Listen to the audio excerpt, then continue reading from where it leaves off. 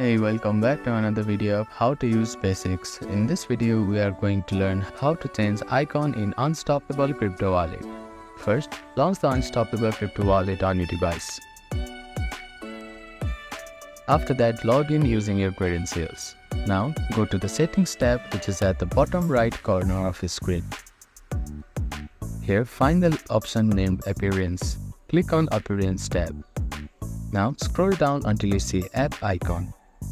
Now, choose any one of the icons from here. Simply click on the icon and click on OK button.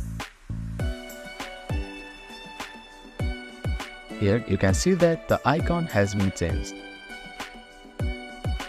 Now we can select 9 of these icons from the application.